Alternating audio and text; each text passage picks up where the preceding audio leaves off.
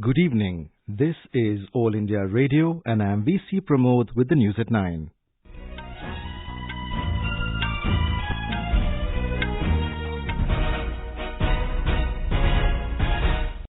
The headlines. Prime Minister Narendra Modi says Tripartite accord signed between Centre, Assam Government and Bodo groups will further protect unique culture of Bodo people. Centre and Assam Government to provide 1,500 crore rupees assistance for economic development of the community under the agreement. Cabinet Secretary reviews situation arising out of coronavirus outbreak in China. Vice President M Venkaiah Naidu asserts there is no scope for outside interference in India's internal matters. Government starts the process for sale of 100% stake in debt-laden Air India. In tennis, Rafael Nadal, Wawrinka, Dominic Thiem and Simona Halep enter singles quarterfinals of Australian Open. Prime Minister Narendra Modi has said that the tripartite accord signed between the Centre, Assam Government and Bodo groups will further protect and popularize the unique culture of the Bodo people. In a series of tweets, Mr. Modi said these people will get access to a wide range of development-oriented initiatives. He added that the Centre is committed to doing everything possible to help the Bodo people realize their aspirations. The historic tripartite agreement was signed between Centre, Assam Government and different factions of National Democratic Front of Bodoland in New Delhi today. The agreement was signed in the presence of Union Home Minister Amit Shah and Assam Chief Minister Sarbananda Sonowal. Joint Secretary in the Union Home Ministry Satyendra Garg, Assam Chief Secretary Kumar Sanjay Krishna and top leadership of the four factions of the NDFB signed the agreement. The accord will provide political, economic, executive and land rights to Bodo tribals and also will safeguard their cultural and linguistic identities. The centre and state government will provide financial assistance of 1,500 crore rupees for economic development of the community. Speaking after the agreement, Home Minister Amit Shah said that this historic pact will pave a new path of peace and development in Assam and the northeastern states. मैं मानता हूं कि ये agreement Bodo क्षेत्र के लिए और असम के लिए एक बहुत विकास का रास्ता प्रशस्त करने वाला एग्रीमेंट होने जा रहा है। नारा दिया था प्रधानमंत्री जी ने, सबका साथ, सबका विकास, और अब इसके साथ सबका विश्वास जोड़कर ये पूरे नॉर्थ ईस्ट क्षेत्र को अशांति से बाहर लाने का, अस्थिरता से बाहर लाने का एक प्रयास हुआ है. Mr. Shah said during all these years of Bodo conflict, over 4,000 innocent people were killed. He said next of kin of the people who lost their lives in the conflict will be given financial assistance of 5 lakh rupees by the government. The Home Minister said that on the death anniversary of Mahatma Gandhi this year, the insurgents will surrender and join the mainstream. He said government will fulfill all the promises made to the Bodo people.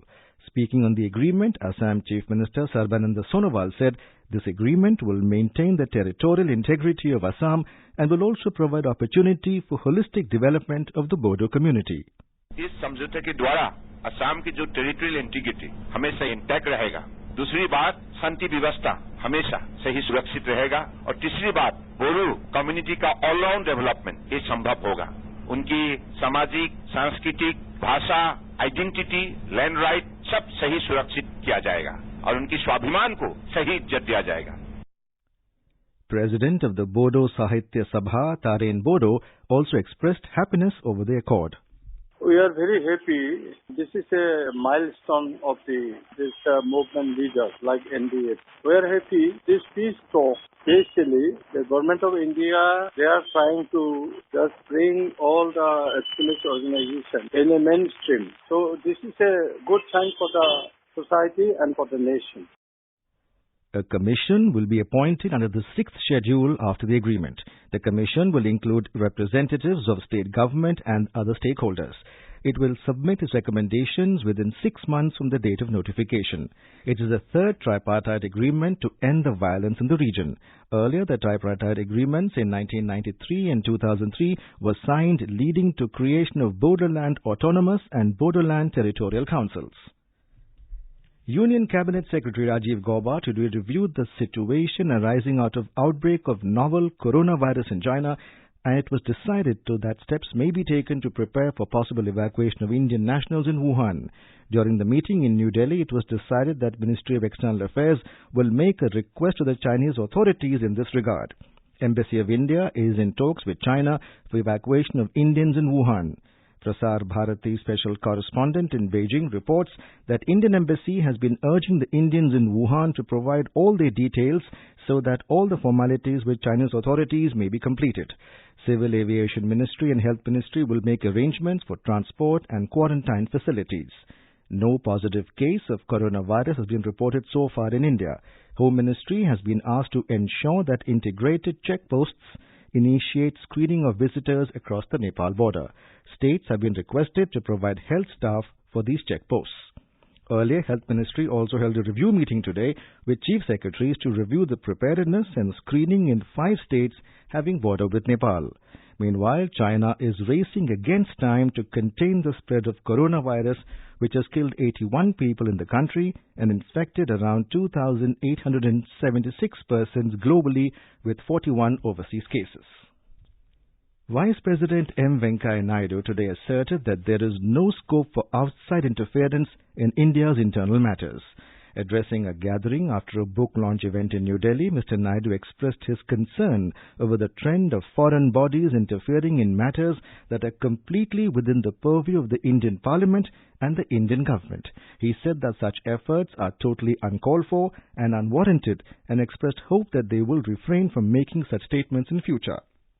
The Vice President said that as a mature republic and democratic polity, India is capable of addressing the concerns of its citizens and needs no advice or guidance in such matters from others. This is All India Radio giving you the news. For quick news updates, visit our News on AIR app and follow us on Twitter at AIR News Alerts. You can also visit our website www.newsonair.com. The government today announced sale of 100% stake in debt-laden Air India. Issuing the preliminary bid document for the strategic disinvestment today, the government has set March 17th as the deadline for submitting expression of interest. As part of the strategic disinvestment, Air India would also sell 100% stake in the low-cost airline Air India Express and 50% shareholding in joint venture AI Sats. Management control of the airline would also be transferred to the successful bidder.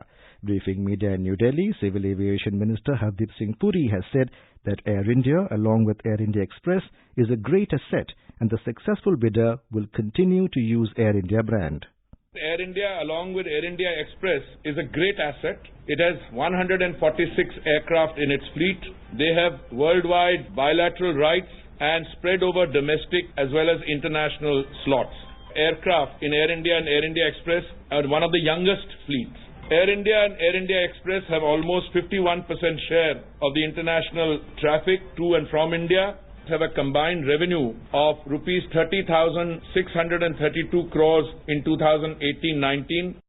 Union Minister for Commerce and Industry Piyush Goyal today suggested the Brazilian side to reconstitute and activate India-Brazil Business Leaders Forum to boost economic ties between the two countries.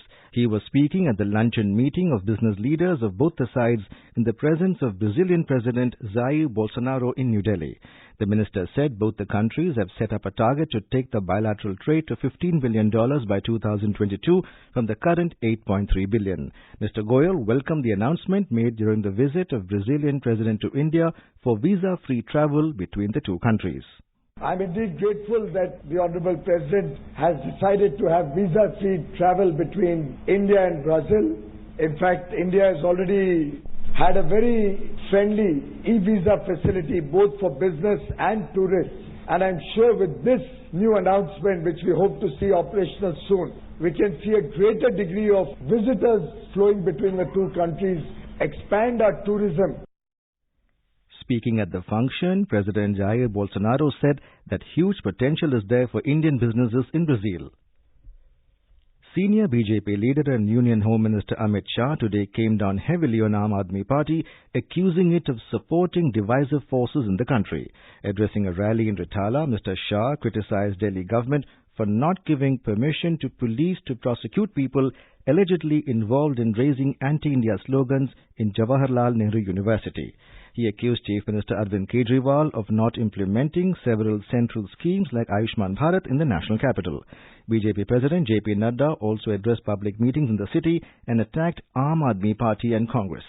Meanwhile, AAP convener and Delhi Chief Minister Arvind Kejriwal participated in roadshows at Bhavana and Narela and sought vote for his party candidates. He highlighted his government's work related to water, electricity and education in the last 5 years. On the other hand, Congress has accused BJP and Aam Aadmi Party of seeking votes by making only tall promises instead of highlighting work done by them. Addressing election meetings in different parts of the city today, Party Delhi Unit Chief Subhash Chopra said people of Delhi are agitated against both the parties. The News Services Division of All India Radio, in its weekly bilingual live phone-in program Public Speak, will bring you a discussion tonight on voter awareness, key to strong democracy. This can be heard on FM Gold channel and additional frequencies from 9:30 p.m. Listeners can ask questions to the experts sitting in our studios on toll-free telephone number 1800-115767. Repeat, 1800-115767.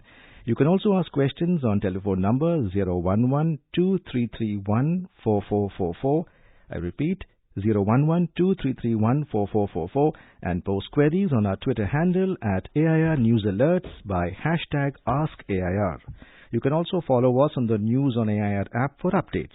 This program is also available on Doordarshan DTH. Ahead of the budget session of Parliament, Government has convened an all-party meeting on Thursday to ensure smooth transaction of business in both the Houses of Parliament. Lok Sabha Speaker Om Birla has also called an all-party meeting on Thursday evening. During the meeting, Mr. Birla will seek cooperation from the floor leaders of different parties in the Lok Sabha to ensure smooth transaction of business in the lower house. Rajya Sabha Chairman M Venkaiah Naidu is also scheduled to hold an all-party meeting. Budget session of Parliament will start from Friday. In Jammu and Kashmir, preparations are in full swing to hold first ever Global Investor Summit in the month of April this year. The Global Investor Summit, with the theme of Explore, Invest and Grow, is a platform that will bring together senior entrepreneurs, leaders from corporate sectors across the country, senior policymakers, development agencies, investors from across the world and local businessmen. The main aim is to exhibit the different investment opportunities available in the newly formed UT of J&K in various sectors. All this is being done to lead Jammu and Kashmir on a path of development so that it becomes an economic paradise for investors. More from our correspondent. The government has already identified over 6,000 acres of land across 20 districts to develop state-of-the-art industrial parks. The toll barriers have also been removed to enable seamless inward and outward movement of raw materials and goods. An apex committee headed by Chief Secretary BVR Subramaniam for the overall high-level coordination has already been constituted for the successful conduct of the investment summit. Further road shows on the J&K Global Investor Summit 2020 are being planned, and district-level awareness camps and curtain raisers are also part of the pre-event preparations. Nasir Rathir, AIR News, Jammu. In tennis, Rafael Nadal, Wawrinka, Dominic Thiem and Simona Halep have reached the Australian Open quarterfinals. Spanish top seed Rafael Nadal battled past Nick Kyrgios in a thrilling 4-set match. Nadal will face Australian 5th seed Dominic Thiem in the last 8. Stan Wawrinka produced some of the best tennis to battle past 4th seed Daniil Medvedev. Dominic Thiem also advanced with a clinical win over Gael Monfils. He will now face Rafael Nadal. And now, before we end the bulletin, the headlines once again. Prime Minister Narendra Modi says Tripartite Accord signed between Centre, Assam Government and Bodo groups will further protect unique culture of Bodo people. Centre and Assam Government to provide 1,500 crore rupees assistance for economic development of the community under the agreement. Cabinet Secretary reviews situation arising out of coronavirus outbreak in China. Vice President M Venkaiah Naidu asserts there is no scope for outside interference in India's internal matters. Government starts the process for sale of 100% stake in debt-laden Air India. In tennis, Rafael Nadal, Stan Wawrinka, Dominic Thiem and Simona Halep enter singles quarterfinals of Australian Open. And that's all in the news at 9. Good night.